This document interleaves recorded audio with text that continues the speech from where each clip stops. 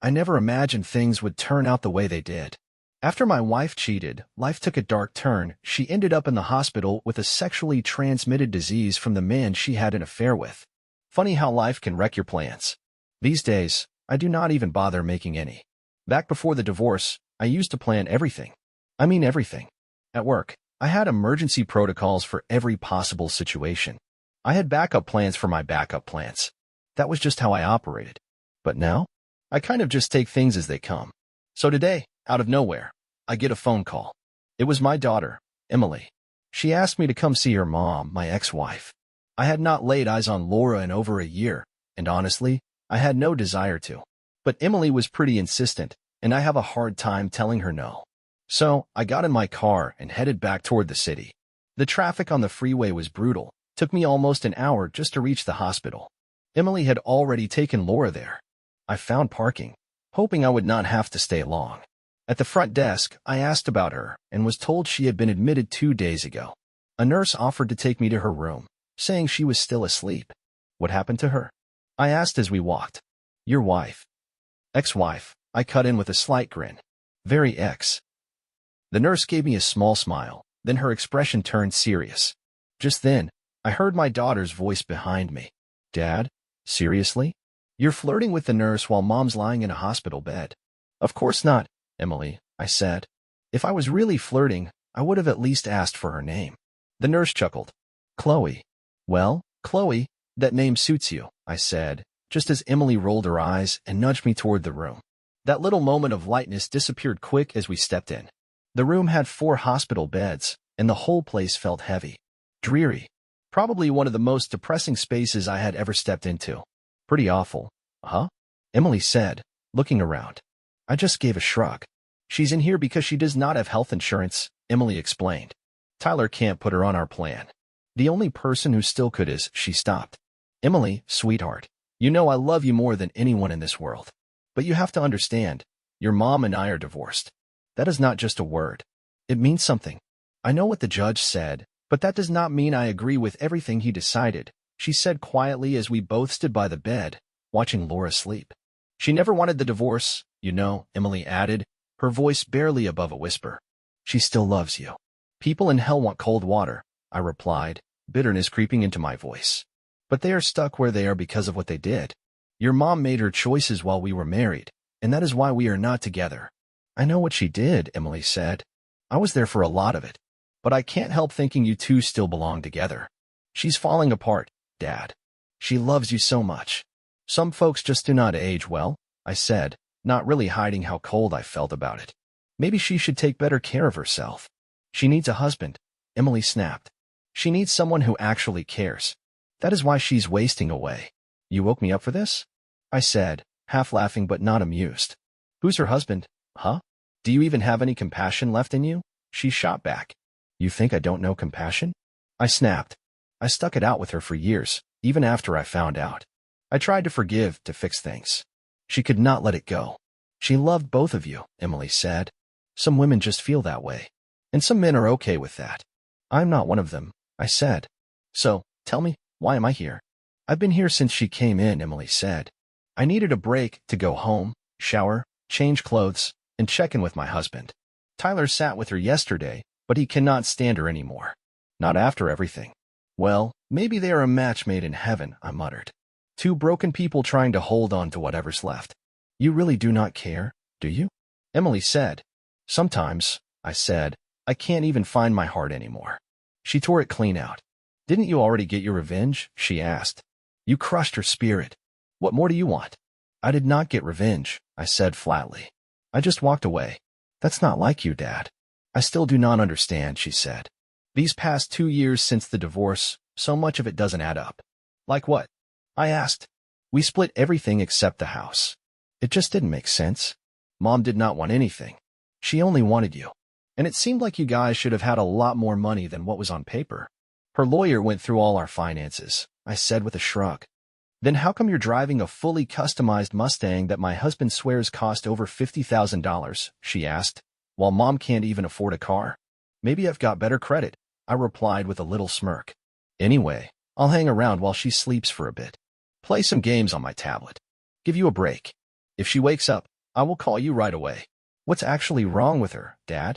Emily let out a deep breath. Mom's been diagnosed with symptoms of severe depression. She is on medication for it, but for some reason, she took all her pills at once. They had to pump her stomach.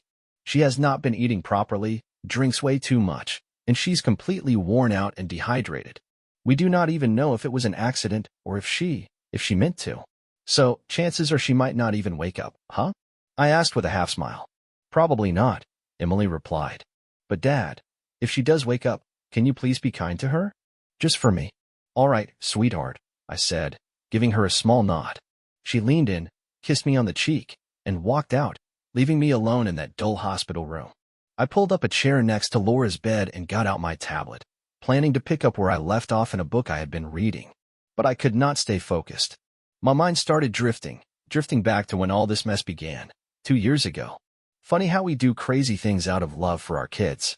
Back when Emily was little, she used to make these weird mixes of candy, gummies with chocolate, marshmallows with sour stuff. And I would eat every bite like it was a 5-star dessert. Because I loved her that much. Still do. I remember this one night a while back. Emily invited us over for dinner. It was one of those little family get-togethers. Real cozy. The food? Well, let's just say cooking is not her strong suit. That roast was drier than the desert in July. Tyler, her husband, kept topping off my drink, probably hoping the soda would help wash it down.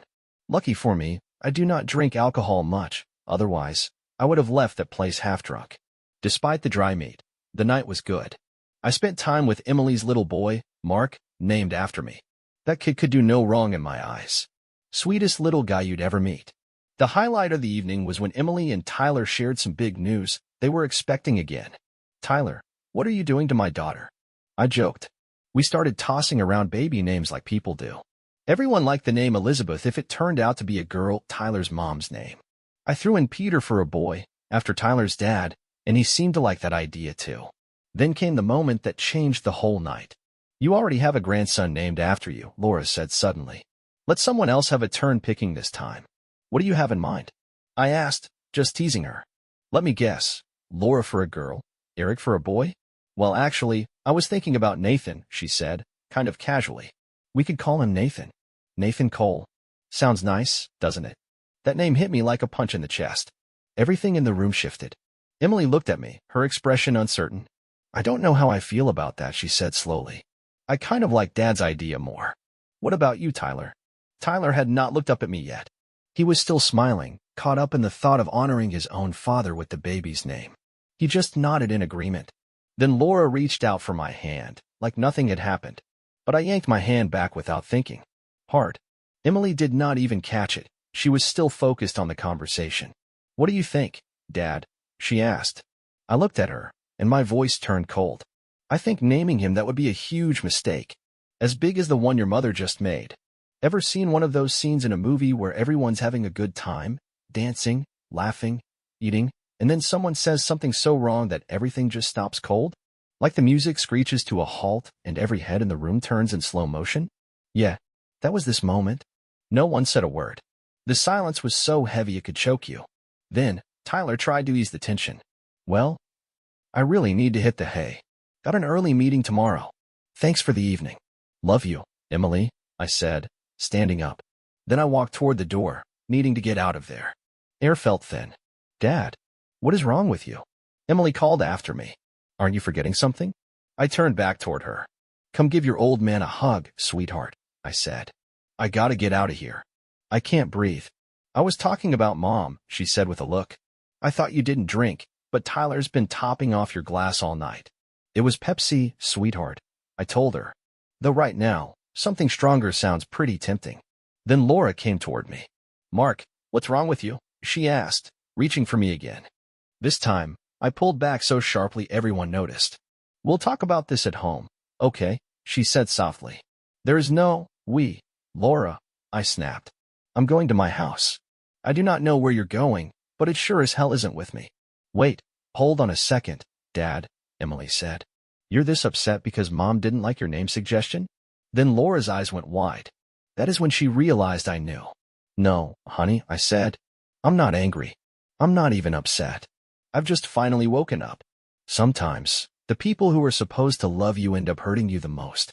And for a while, you tell yourself it's just one mistake, just one thing to forgive, and if you can get through that, everything will be all right again. But then something happens that makes you realize you've been tolerating pain for nothing. And you realize, some things you just can't forgive. Everyone's eyes were locked on me, except Laura's. She already knew exactly what I meant. Dad, none of this makes sense, Emily said. Emily, your mother wants you to name my grandson after the man she was in love with for over 15 years, I said slowly. The guy she had an affair with. He died just a few days ago. And now she's trying to keep his memory alive through our grandson. Emily and Tyler both turned to look at Laura, who had collapsed onto the floor. She was crying quietly, broken. I'm sorry, Mark, she said between sobs. It's over. It has been for more than 5 years. I have been trying so hard to be a good wife to you since then. Why did it end, Laura? I asked, voice flat. Because I felt so guilty, she whispered. I knew what I was doing was wrong. So I ended it. Can we just talk about this for a second? Laura said, her voice shaking. Look, it wasn't even really an affair. I stared at her. We only met up once a year, she said. And it didn't even always get physical. When I came home after, you and I would always end up having the best, most connected moments we'd had in a long time. She said it like it was a favor. Like that somehow made it all okay. It's been over for years, Mark. I swear, she added. I still love you. We should have talked this through before. You do not understand. It's not as bad as it seems. No, Laura, I snapped. It's worse than I imagined. And maybe once the divorce papers are signed, you'll finally come clean to someone. But I'm tired of the lies. What do you mean? She asked, playing dumb. I mean, if I hadn't stepped in, you would have kept sneaking around with him, I said. Let's not pretend otherwise. I told you, I ended it, she said sharply. And I'm telling you that's another lie, I replied. You didn't end a damn thing. I did. She looked confused, like the words didn't make sense. I flew out to Chicago 5 years ago, I said, locking eyes with her. Met him face to face. Beat the hell out of him before you're sorry, cheating, but even touched back down at the airport. Her mouth dropped open. I took his phone, I continued. Read every single one of your messages. And just so you know, I still have them. Might use them in court. Just depends on how I'm feeling. I leaned in a little closer. I also made sure he understood what would happen if he ever tried to see you again. I let him know who I was, and told him real clear that if he came anywhere near you again, that would be the last day he walked this earth. I told him I'd tell his wife everything, too. That little home on Henry Street? Yeah, I had the address. Her hands trembled as she backed up. So no, Laura, I said, you didn't end it. I did. I am sorry, Mark, she said, her voice cracking. I made a mistake. I was confused. I never meant for any of this to happen. Well, I'm sorry too, I said. I made a mistake, too. I was confused, too. My mistake was trying to hold on to a marriage that was already dead. I tried to keep it together for Emily's sake. I didn't want her to deal with the pain of her parents splitting up while she was still getting her life started. That's on me. I should have ended it sooner. I paused, letting the silence fill the space between us. I thought if I just gave it time, if I loved you hard enough, we could move past it. That maybe you'd come back to me fully. But you know what? You were right about one thing. You did end something. Her eyes lifted toward mine, hopeful. The moment you said his name tonight, I said, you ended what little was left of us. After I stormed out of the house, I got in my Mustang and just drove. No direction, no destination. I needed the road. The sound of the engine, the blur of lights passing me by in the moonlight, it helped numb the anger. I turned my phone off so no one could reach me. Truth is, I wasn't as surprised as I looked back there. I had known about the affair for over 5 years. And in all that time, I was getting my ducks in a row. Emotionally, financially, legally, quietly preparing for the day I would finally walk away for good. But Laura? She was the one caught off guard. First, because she never suspected I knew the truth, and second, because she had just now found out how her little affair ended. She had flown out to Chicago for that same yearly conference she always attended. Stayed at her usual hotel. It was a one-day seminar, though she always told me it was two. Classic. After the seminar ended, she met Nathan for dinner. They sat in some restaurant and talked until closing time. She even mentioned me in passing, probably to ease her guilt. Afterward, they shared a sweet little kiss before she headed back up to her hotel room. Nathan, meanwhile, made his way to the parking lot to head home. Only problem was, I was already there, sitting on the hood of his car. "Hey, that's my car," he said as he walked up. "Yeah," I replied. Funny how folks don't like it when someone messes with what doesn't belong to them. Huh, Nathan? He kind of chuckled nervously. "I totally agree. I don't want to talk about hubcaps, Nathan," I said calmly.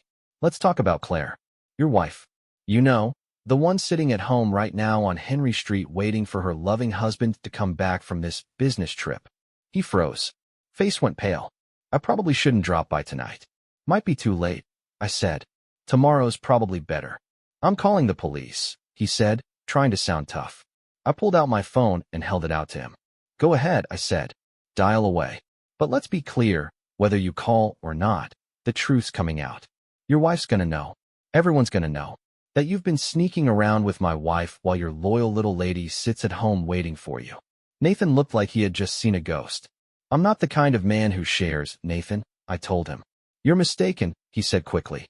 "I do know Laura, but we haven't been together. We just had dinner tonight. That's all. Just dinner.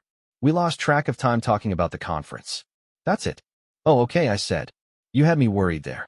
He looked relieved, gave me a little smile like we had cleared the air. Then I punched him, as hard as I could. He went down like a sack of bricks. When he tried to scramble away, I picked up one of his hubcaps and hurled it at his legs. Hit him square. He went down again. Then I was on top of him, pounding away. I did not stop until his face looked like it had been through a blender. When I was done, I stood up and looked down at him. "You really had me worried, Nathan," I said, wiping the blood off my knuckles. "For a minute there, I thought I wasn't going to get the chance to beat the living hell out of you. And honestly, back then, I thought dinner was all they had too." I was there. I told him, calm but firm.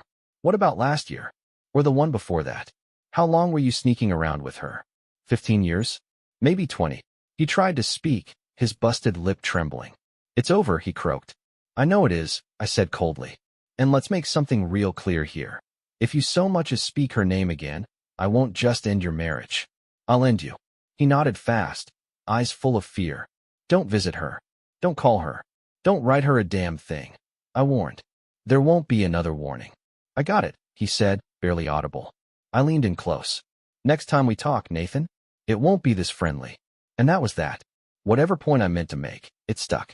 Because after that night, Nathan disappeared from Laura's life. And when I got back home, she acted just like she always did after her yearly conference, full of energy, all over me. Like she was trying to erase guilt with passion. I didn't play along. Usually, we'd go off somewhere together after those trips, a little vacation, just the two of us. That year, I told her work had me tied up and I couldn't get away. Truth was, I just couldn't look at her the same anymore. I tried to let it go. I really did. But I couldn't. It was like a storm building inside me. My thoughts kept circling back to it. What she did, what I knew. Part of me was stuck in this dark, vengeful place. Kind of like that old Judas Priest album, Screaming for Vengeance. That's exactly how I felt. And I know, most folks probably don't know the band or care about heavy metal. But that title, that feeling, it stuck with me. No matter how hard I tried to find peace, I couldn't. I didn't want peace. I wanted someone to feel the kind of hurt I was carrying. So, I picked Nathan.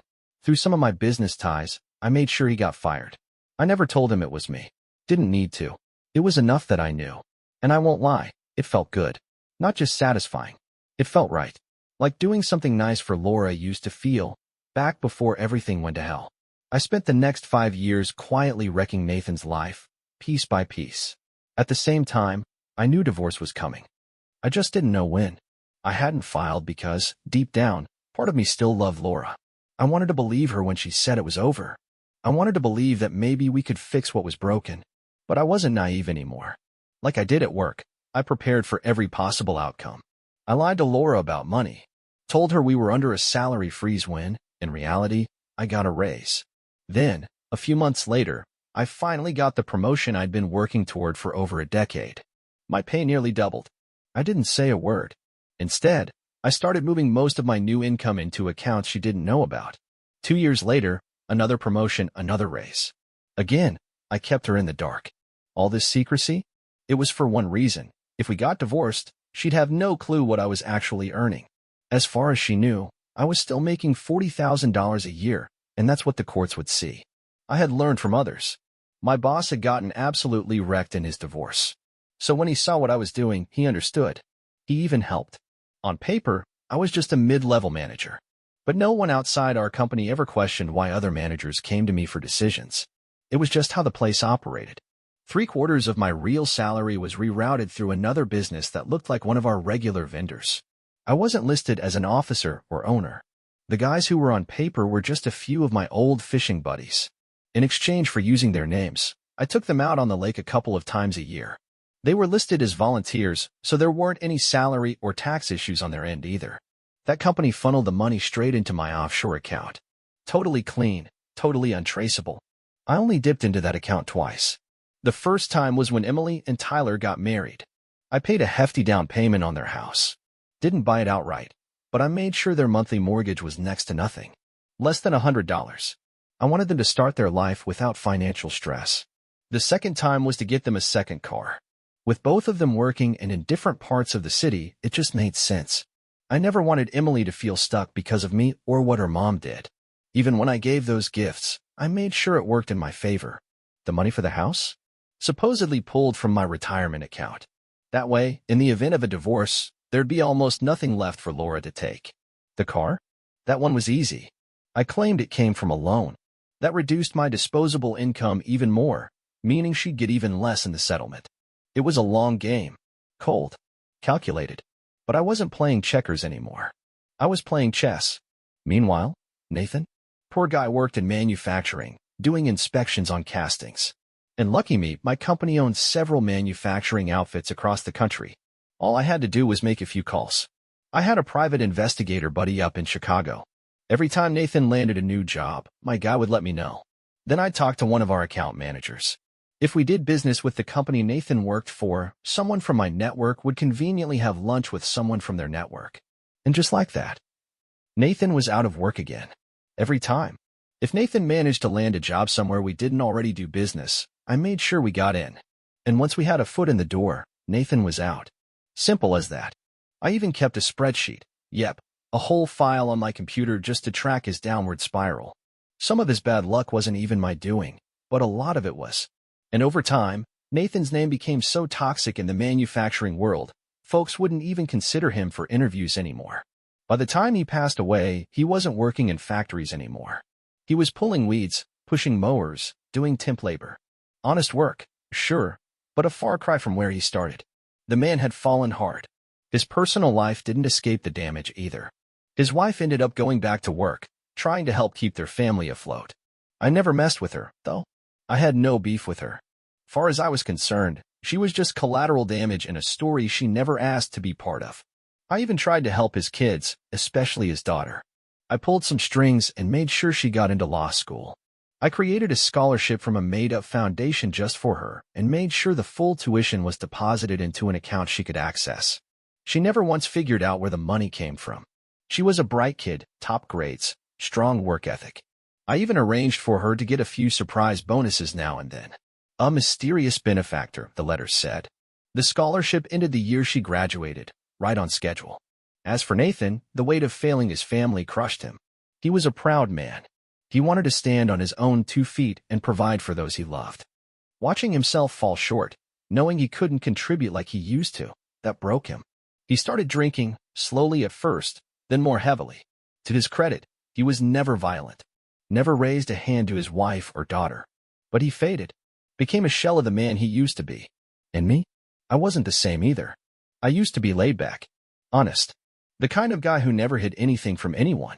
But finding out the woman I loved had been lying to me for years, sleeping with another man and pretending everything was fine, that changed something deep inside me. I looked in the mirror and didn't see a monster. I didn't see some heartless villain. I still saw Mark Dempsey, a family man, a good guy. But somewhere along the way, I had become the type of man who could quietly and deliberately destroy someone else's life and sleep just fine at night. You'd think a villain would wear a black hat or something. I just drove a Mustang. Maybe I should have traded it for a black one.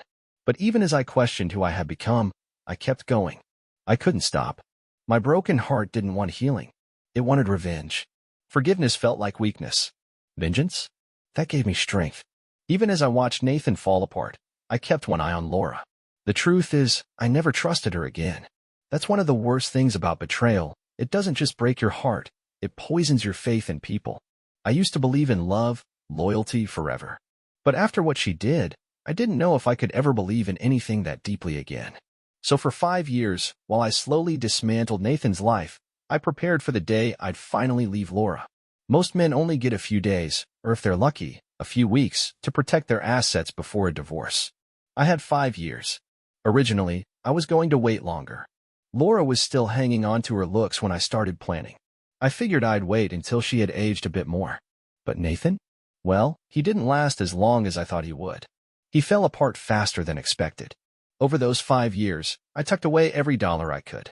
I didn't need to worry about the house we lived in. It was never legally ours. That house belonged to my parents. Been in my family for generations. We only stayed there because my mom and dad didn't need all that space anymore. When I eventually filed for divorce, I made sure my lawyers knew the full story. My parents owned the home. Laura and I were just living there rent-free. That meant she had no claim to it, no equity, nothing. And then there was the text. After her latest trip to Chicago, the same old conference she went to every year, she sent a message to Nathan. Told him how nice it had been to see him, how much she enjoyed their dinner, and how sweet that little kiss had been. She wrote about how she missed their times together, the ones where they crossed the line, but said she was glad they didn't go that far this year. She said the guilt always ate at her, that she assumed Nathan felt the same about his wife. But what really got me was how she framed it. She told him she thought their relationship had become something better than just physical, that it was pure now, that maybe growing older meant they didn't need sex anymore, just being near each other, talking, laughing, stealing glances across the table, that was enough. And then she signed it. Until next year, my love. I read that message while waiting for my suitcase at the airport. I could have strangled her. Even though part of me still loved her, God help me, I knew things had shifted for good. Something inside me broke again. I was barely holding it all together. When she got home, I was in the den watching the game. She walked in, full of smiles, and wrapped her arms around me. Tried to kiss me. I leaned away and told her I had a cold. Didn't want her to catch it. Well, she said, still beaming, just make sure you're better by the weekend. I looked at her. Why?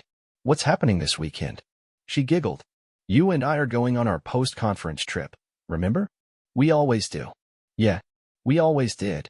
But this time was going to be different. Well, maybe this year you could do something special, just you and Emily, I told her. Like a mother-daughter getaway. I really can't afford to take time off work right now. She looked confused. But it's just the weekend, she said, almost whining. You'd only be out 2 work days, tops. Come on for nights, 3 days in Hawaii. Just the 2 of us. You, me, a beach, and a hotel room we may never leave. I even picked up some new lingerie, the kind you like. I nodded along, but in my head, I was thinking how many of those outfits Nathan might have seen if she'd managed to sneak away with him before I stepped in. Look, Laura, the company's going through some rough patches, I said. We're on a wage freeze, and they're trimming fat everywhere. I can't afford to look like one of the cuts they can make. She gave me a pouty look. I get it, honey, she said.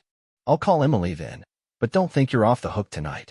I want you in bed with me 10 minutes after I go upstairs. She headed up the stairs, and I heard her talking to Emily on the phone. Meanwhile, she also fired off another message to Nathan, checking if he'd gotten her last text. I felt sick to my stomach. When I didn't follow her up to the bedroom, she came looking for me. I was laid out on the couch, pretending to be asleep. She sighed and walked away. Over the next few weeks, I came to grips with what my life had turned into. I was learning to act better than I ever imagined I could.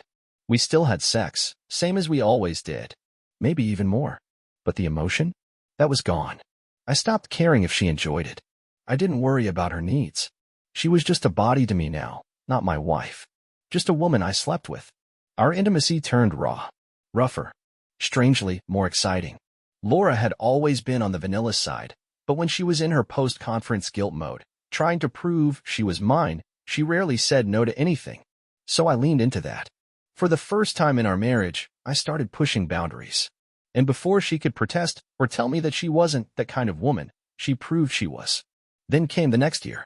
Conference season rolled around again. I kept a close eye on her. Watched her behavior. Checked her phone records. She hadn't received any calls from the Chicago area, but she had sent several text messages to Nathan's number. I could see her frustration building. No response from him. She even reached out to mutual friends, trying to figure out what had happened. That's when she found out Nathan had been assaulted and robbed after the last conference. Fired from his job. No one knew where he was working now, if anywhere. She kept texting him, asking if they could at least meet for dinner. Just dinner. But he never replied. Finally, she convinced one of her friends to go to Nathan's house and deliver a message in person. The friend told Nathan that Laura wanted to hear from him. And Nathan? He said he didn't remember her. Claimed he didn't work in the industry anymore, and since he wasn't attending the conference, there was no point in keeping in touch. Laura was crushed. She came to me, told me she didn't feel up to attending the conference that year. Said she was tired, worn down, not in the right headspace. I looked her in the eye and told her she had to go. She went every year. What was so different now? She couldn't answer. I flew in 2 hours after she did, stayed close, kept watch. Almost blew my cover a couple times. But to my surprise, she didn't stay overnight. She went to the lectures, wandered around the expo, and then flew straight home that evening. While she was on her way to the airport, I called her. Told her how much I missed her. Told her I'd be out of town for the night myself, but it didn't matter. She'd be away at the conference anyway. She told me she couldn't stand being apart and was cutting the trip short. I'll admit, I had expected her to try to meet up with another guy, but she didn't. The next year, she asked if I'd go to the conference with her. Wanted to show me how dull it was. After that, she just stopped going altogether. For the past 2 years, she's been faithful. At least, as far as I can tell. I kept tabs on her now and then, sometimes myself, sometimes through a private investigator. Nothing shady turned up. If you didn't know any better, you'd think she was the perfect wife. Maybe she was finally trying to be. But once trust is gone, you can't rebuild what was. So when we'd sit together on the back deck, gently swaying on that old porch swing, I'd find myself wondering what was going through her mind. Was she thinking about Nathan? Imagining how their eternal love might have looked if things had worked out?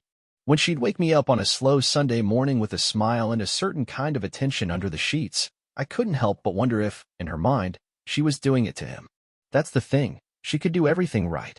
She could try her best. But I could never fully give her my heart again. No matter how romantic she tried to make it, I always looked for the angle, the hidden motive. For the last 5 years, she's been like a live-in maid with benefits. And a damn expensive one at that. In the couple years leading up to our divorce, I found myself looking at Laura differently. Not with love, not even with hate really, just a kind of quiet detachment. Sometimes I'd glance at her and feel like a farmer checking his fields, noticing how time was starting to leave its marks. Her chest wasn't as perky as it used to be, and those fine lines on her face were becoming more noticeable. I'd think to myself, yep, not long now. I'd joke with her, hey sweetheart, have another slice of cake. She'd grin and say, I do not want to get any fatter. And I'd tell her, I love you. It does not matter. She always took that to mean that my love for her was unconditional, that no matter how much weight she gained or how she looked, I'd still be there. But the truth was a whole lot colder. What I meant was, none of it matters anymore, because deep down, I knew we were coming to the end of the road. She could eat the whole cake, grow horns and hooves for all I cared. It would not make a difference. On the outside, our life looked decent enough.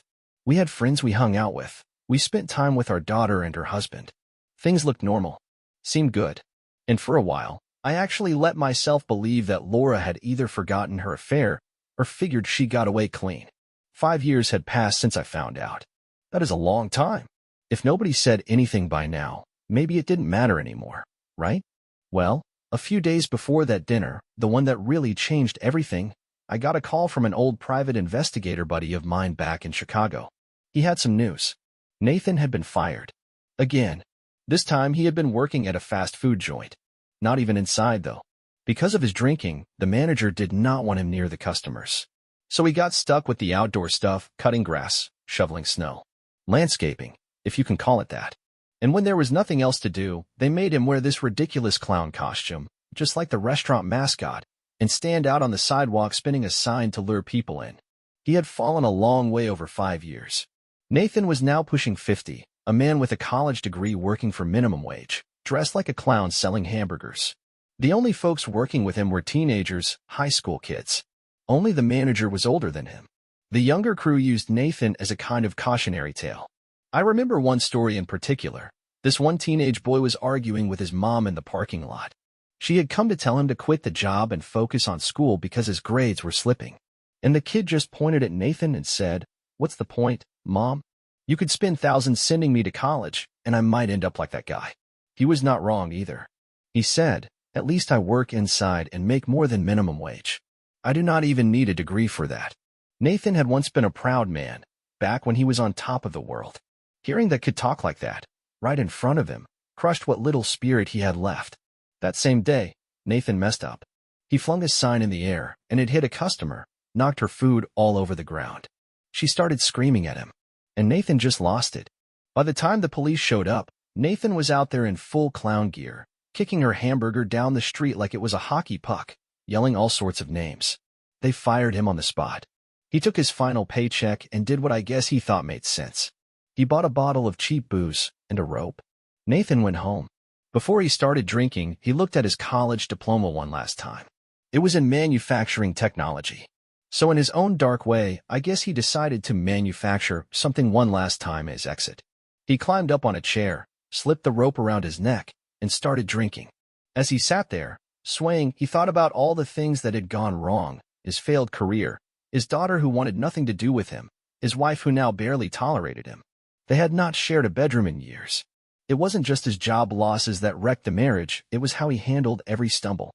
He let each one drag him down further, and they drifted apart more and more. But here's the thing, Nathan always believed it was just bad luck chasing him down. He died not knowing the truth. It was me. I had been behind his downfall the whole time.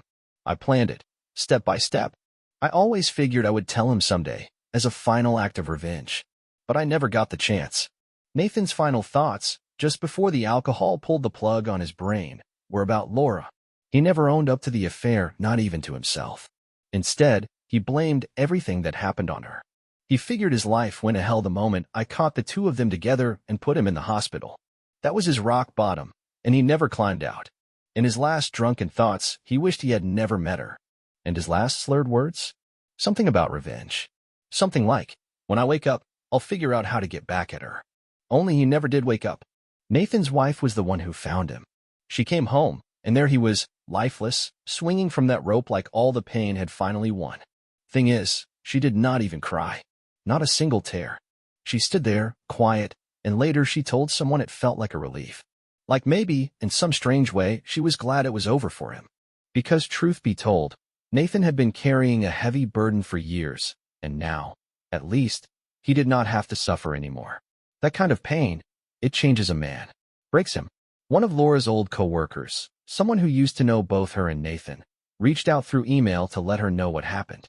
She called to confirm the story, and they ended up talking about everything that had gone on in Nathan's life those past few years. Laura was stunned. I had already heard it all from my private investigator buddy, so I knew what was coming. But watching her react, I could tell she was rattled. It was hard to read whether she was heartbroken over losing someone she once cared about, or if it just made her stop and think about how fragile life really is. That night, something shifted in her. She clung to me like I was slipping away, like she was afraid I might disappear next. She held on tighter than she had in years, tried to pour everything into one last night of passion, like she was trying to push away death itself. When I asked her what was going on, she got a little teary-eyed and said, "I just love you so much. I am so thankful to have you. I do not know what I would do if something ever took you away from me." And just like that, I folded. Yeah, I know, I was a damn fool. She got to me one last time. But that second round that night, it felt different. For the first time in a long while, we made love like we used to when we were young and still believed in forever. I took my time, held her, kissed her like it mattered. I let myself believe we were healing, that we had found our way back. For the first time in years, it felt like the wound in my chest had finally scabbed over. The next night, we sat down to dinner with our daughter Emily and her husband Tyler. I held Laura's hand, and we exchanged little glances like we were high school sweethearts again. Emily even asked, with a little laugh, "How are you two still so in love after all these years?" It felt good, for a moment. But Laura, in true fashion, could not just leave it alone. She had to ruin it. She started nudging Emily to name our grandson after Nathan. That was it. That was the moment the illusion shattered all over again. All those years I had spent planning, executing every little piece of revenge against Nathan, and right then I realized, it was never enough. No matter how much damage I caused, it would never fill the hole inside me. Because Nathan was not the one who made me the promise. He was not the one who stood beside me in front of God, our family, and all our friends, and vowed to love, honor, and stay true to me for the rest of our lives. That was Laura. Before I beat Nathan half to death in that alley in Chicago, I had never even met the guy. All the pain, the anger, the obsession, I had taken it out on the wrong person. What I had done was shameful. It was like being a regular-sized kid who got bullied by a linebacker and then turning around to beat up the quiet nerd from the chess club just because I could. Sure, Nathan deserved a piece of what came his way, but Laura? She had earned the lion's share. So, not long after that dinner, I finally made my move.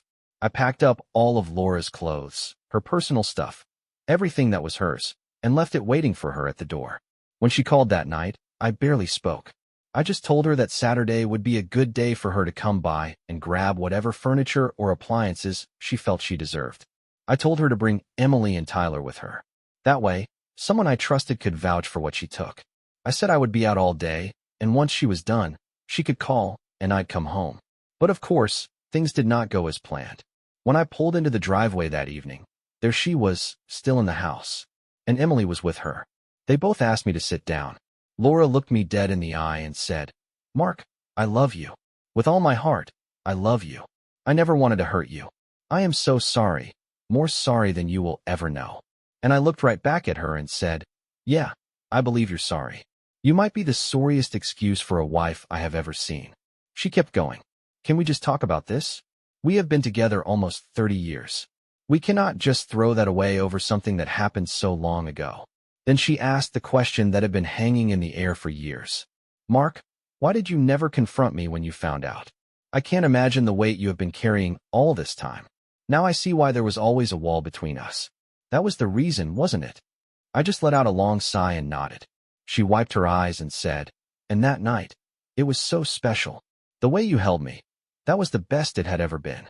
You must have already known Nathan was dead. You thought it was over, that it was all behind us, until I brought him up again." I nodded again. "Mark," she said softly, "can I talk? I need to say something, and I need you to hear me. I know what I did was wrong," she said, her voice shaking a little, "but it's been over for a long time now. And I know you were the one who ended it. I have some things I want to ask you, if that's okay." I cut her off before she could get too far. "Laura, I do not owe you anything, not a single answer. I could throw you out of this house right now if I wanted to. But I'm going to let you talk, and I'll tell you why. I want this divorce done and over with as quickly and cleanly as possible. So if I let you speak your piece now, you won't be able to go to court later claiming I never gave you a chance." She nodded, quiet for a second. I leaned back and said, "Start talking. But while you're at it, there's something I want to know. When did this thing with Nathan actually start, and why?" She looked down, took a breath, and said, "It was back in 2011 when it ended. We got married in 1981. So I guess it started in 1983. I stared at her. "So this went on for 28 years? I nearly shouted. "I didn't realize it had been that long," she said quietly. "I guess Nathan and I saw it differently. Maybe he only counted from when we first crossed the line." I looked over at Emily, who was sitting there, trying to process everything. Then I turned to Laura and asked the question that had haunted me for years. "Tell me the truth. Is there any chance that Emily isn't mine?" Laura sat up straight. "Mark, there is absolutely no way she's anyone's but yours. The conference was in July. Emily was born in January.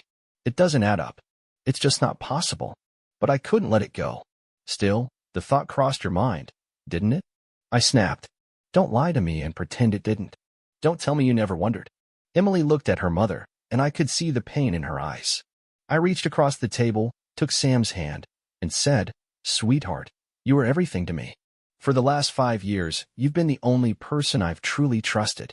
Most of my heart belongs to you and those kids of yours. But would you be willing to do a DNA test? Just for closure? It won't change how I treat you or the grandkids. I just need peace of mind." Laura tried to cut in. "Mark, I already told you. Why should I believe a single word out of your mouth?" I said, steady and calm.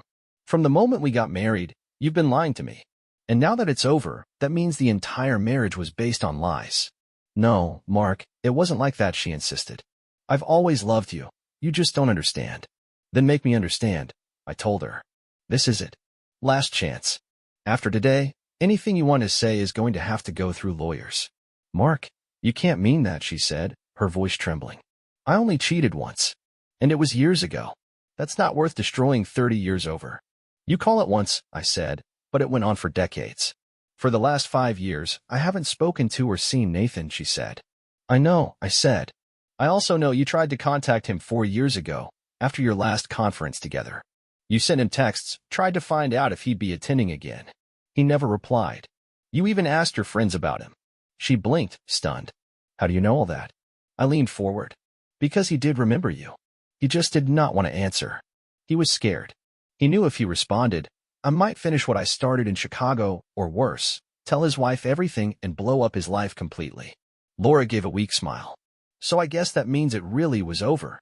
Is it? I asked. Because I saw that last message you sent him 5 years ago. You told him your love would last until one of you died. Well, it hasn't even been 5 full years yet. And wouldn't you know it, he is dead now. So maybe you weren't lying after all. Her face crumpled. You loved him enough to try and convince our daughter to name my grandson after him, I said. You loved him so much, you burned our entire marriage to the ground over it. No, Mark, listen, she begged. You and I had only been married 2 years when I went to that first conference. I met Nathan there, and he was just nice. It was the first time I'd ever been away from you. I missed you. I kept sneaking out of the lectures to try and call you, but you were working late. She wiped her eyes. Nathan and I just started talking. He made me feel comfortable. He reminded me of you, honestly. That first year, it was innocent. The next year, we met again. We got closer, just dinner, lots of talking. We talked until the restaurant closed. I didn't want the night to end. But the truth is, it felt like I was using him as a way to figure you out. I'd run things by him, trying to understand how you might react to things. I crossed my arms, waiting. It wasn't until the 4th year that we crossed the line, she admitted. We got drunk, too drunk. And it just happened. We woke up the next morning, and we could barely even look at each other. We didn't even say goodbye. She took a deep breath. The 5th year, we kept our distance. And I was pregnant with Emily by then. So unless our daughter took over a year to be born, there is no way Nathan could be her father. We did not talk. We did not have dinner. Nothing happened that year. The year after that, Nathan came up to me at the conference and said he was sorry. Sorry for everything that had happened a couple of years before. He took the blame, said it had all been his fault, and that it was dumb for us to keep avoiding each other over one mistake. We ended up having dinner that night. And the truth is, I had been avoiding him, yeah, but not because I was angry. I'd spent the past 2 years replaying what happened in my head, trying to remember what that drunken night had really been like. I wanted to know if what we did had meant anything, or if it was just sloppy, forgettable sex. At that point, it had been 6 years, and we'd only crossed that line once, and that one time had been under the influence, hazy, and full of guilt. That year, we just had dinner. Nothing else happened. The following year, again, we kept our distance. But the tension was building. It was like we were only showing up to these conferences just to see each other, even if we pretended otherwise. Then came year 8. I guess we both just got tired of pretending. So we slept together again. That one still makes me feel sick when I think about it. I had spent 3 years building up fantasies in my mind, wondering what it would really be like sober. And when it finally happened, it was awful. No passion. No fire. Just awkward, uncomfortable, and honestly boring. And physically, well, you know how people say size doesn't matter? It does not, unless it really, really does. Let's just say Nathan came up short in more ways than one. Worse still, he clearly knew what his wife liked in bed, but none of that worked on me. I realized in that moment that I had made a huge mistake. The next year I went out of my way to avoid him entirely. Not just skipping dinner or pretending to be busy, I did not even say a word to him. I kept to myself, ducked into corners, hid in hotel bars. Near the end of the conference, I forced a quick, awkward hello and asked a bunch of random questions about his wife, then disappeared again. By the 10th year, though, Nathan was waiting for me at the airport like we were celebrating some kind of twisted anniversary. He went on and on about how special it was, 10 years of friendship, as he put it. That night, I gave in again. Out of guilt. I did not want to, but I did it anyway. I called it a mercy sleep in my head. I did it because he was kind to me, because he thought the world of me, and because he genuinely believed what we had mattered. Yeah, I said bitterly, so special you threw away your own marriage for it. Mark, You've got to understand, she said. He reminded me so much of you. I never wanted to hurt you. And it only happened once a year. There was nothing wild or dirty about it. It was like something two old people might do just to feel close. Nothing compared to what you and I had. She went on to say, Nathan was not into anything wild. It was plain, boring sex. I never gave him oral. He only ever, well, he was never in the same place as you were. That hit me sideways. You do not get it, Laura, I told her. You know why I let you do that stuff with me? Why I started letting you go places I never let you go before. It was after I found out about you. I was trying to reclaim something Nathan never had. But I was also trying to punish you. I wanted to make you do things you didn't want to make you feel used. I took a breath. Until a few nights ago, when you said that was the best sex we ever had, we hadn't made love in years. Not real love. I was just sleeping with you like I would with a stranger, or worse, someone I paid for it. You were just there. Convenient. I watched her face fall. She whispered, I didn't know. Of course you didn't, I said. She sat there quietly, then kept going. For the next few years, I just got through it. I knew Nathan would be there. He was a good friend. And every year, I dreaded the last night, because I knew it meant sex I didn't want. But I felt like I owed him. She started listing the excuses. One year, I said I was on my period. The next year, I suffered through it. After that, I claimed a yeast infection. Then I said I was on the rag again. I found ways to avoid it, to push it off, to buy time. I went 3 years without sleeping with him at all. Then it happened again. And then I'd skip a few more years. The last time, it had been 4, maybe 5 years since we'd done anything. She looked me in the eye. Nathan always said he loved being with me, but for me, it felt like pulling teeth. I never looked forward to it. He was my friend, and I didn't want to hurt him. So I told him I loved him back. But I didn't feel it. Not really. So you lied to him, I said coldly, to protect his feelings. And in doing that, you crushed mine. She looked confused. But Mark, how were you hurt by this? How was I hurt? I snapped. For over 20 years, you lied to me. You betrayed me, year after year, while climbing into my bed like nothing had happened. You say we slept together over 2,000 times during our marriage, and I believe that. But every single one of those times was poisoned by the truth you kept from me. You say you hated being with Nathan, but you kept going back. Over and over again. 8 times, you said, minimum. You say you never put him ahead of me, never gave him more than you gave me. But Laura, you gave him something I never had. You gave him your secrets. You gave him your loyalty. You gave him years of your life behind my back. She shook her head. Mark, I love you. I never did any of this to embarrass you or humiliate you. No one ever found out. It all happened far away. Even the year you beat Nathan and put an end to it, it was already winding down. I hadn't planned on seeing him again after that. Since you already know about that last text I sent to Nathan, she said quietly, then I'm guessing you also know what we talked about over dinner. I told him how things were better between us, not because we were sleeping together again, but because we weren't. We had stopped all that. We were just enjoying each other's company. That part of our relationship was over. I was trying to let it fade out gently, without hurting him. I never planned to sleep with him again. I didn't know how to end it without breaking his heart. She paused, her eyes full of pleading. Mark, you've got to believe me. I love you. I've only ever loved you. What happened with Nathan was a stupid mistake I made a long time ago, and once I was in it, I didn't know how to get out. But you and I, we've got a life together. A history. A daughter. Years of love and memories. Please don't throw it all away. I leaned back in my chair and stared at her. My insides were still churning, like someone had lit a fire under my ribs. But I saw the pain in her face. I saw the woman I had shared a life with, the mother of my child. And I hated that I still recognized the person I once adored, even after everything. I get it, I said, slowly. I understand you made a mistake. I believe that you regret it. But that doesn't erase the fact that you betrayed me.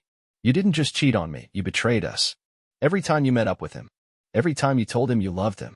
Every time you pretended nothing was wrong between us. You chipped away at the foundation of everything we built together. Tears ran down her cheeks. She tried to speak, but I kept going. You shattered my trust. You made me question our whole marriage, every conversation, every kiss, every moment. And now? Now I see the truth, and I do not think I can ever look at you the same way again. Mark, please, she whispered. Please, I will do anything. Let's go to counseling. Let's work through this. Please don't walk away from everything we've shared over a mistake I made years ago. It's over now. Please don't throw away 30 years. I shook my head. It's not just the cheating, Laura. It's the lies. The secrets. The fact that for 28 years, you let me live a lie. You let me believe our marriage was something it wasn't. You robbed me of the right to decide what I wanted for my life. That broke her. She sat there, sobbing uncontrollably, while Emily reached over to comfort her. Dad, please, Emily said softly. I know what Mom did was wrong, but she's trying to make it right. Can't you try? For me? For the kids? I looked at my daughter. My baby girl.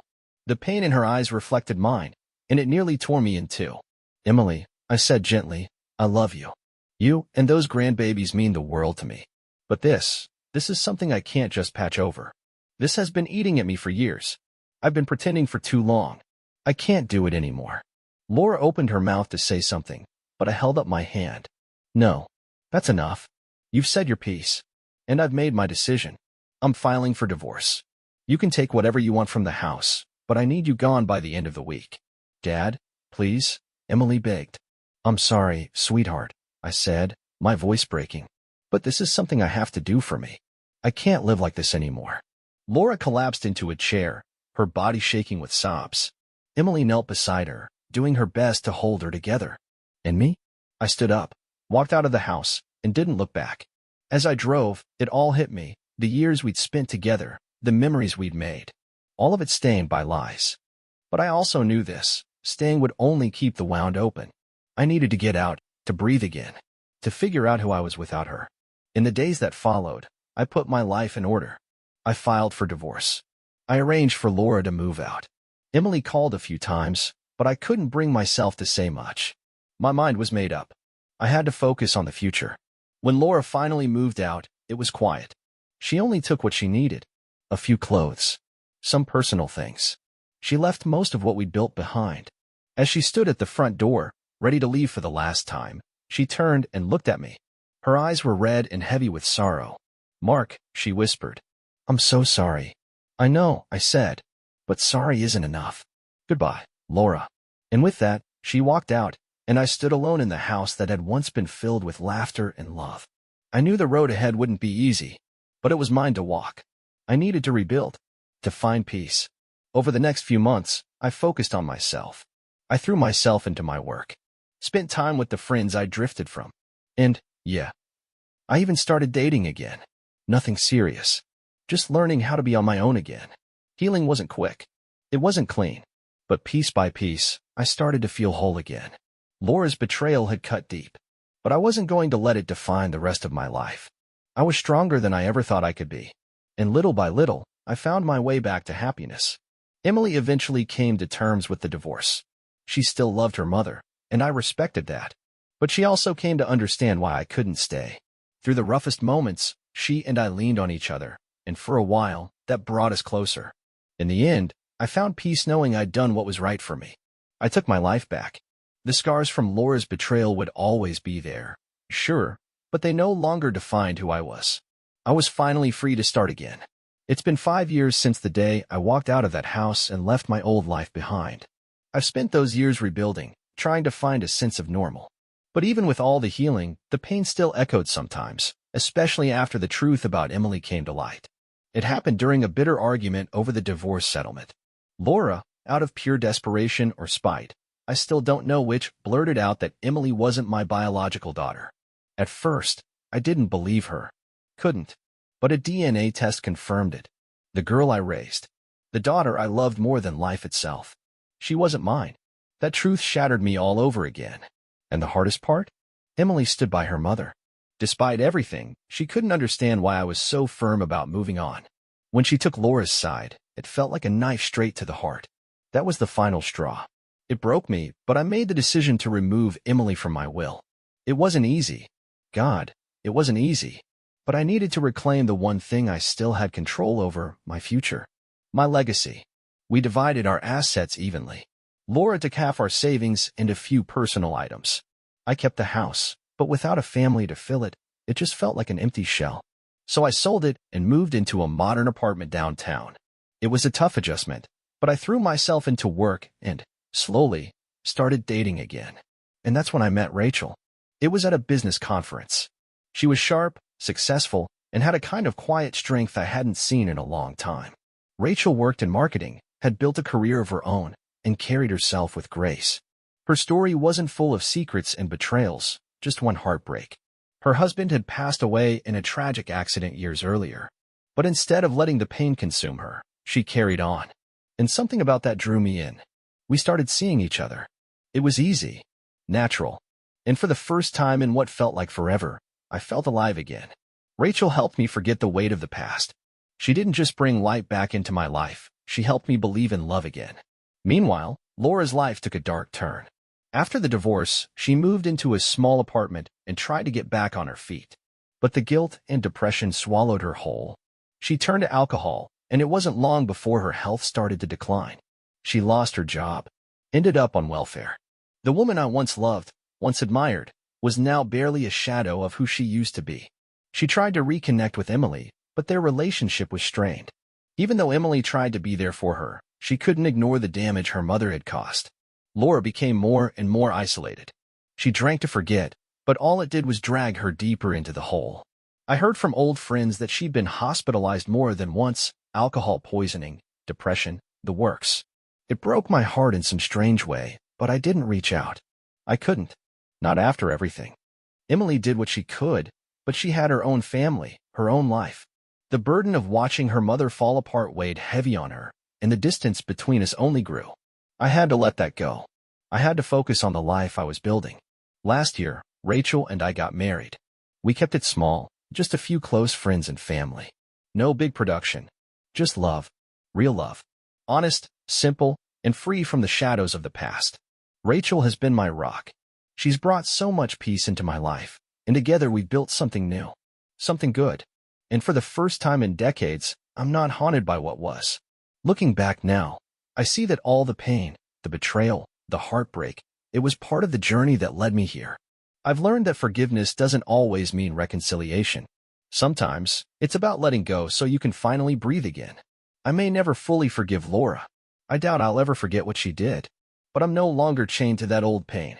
I've moved forward. I've found peace. Laura's downfall is a sad reminder of what betrayal can cost, not just a marriage, but a life. As for Emily, I still love her. And maybe one day we'll find our way back to each other. But for now, I'm choosing to live. I'm choosing joy. And I'm deeply, deeply grateful for this second chance at happiness.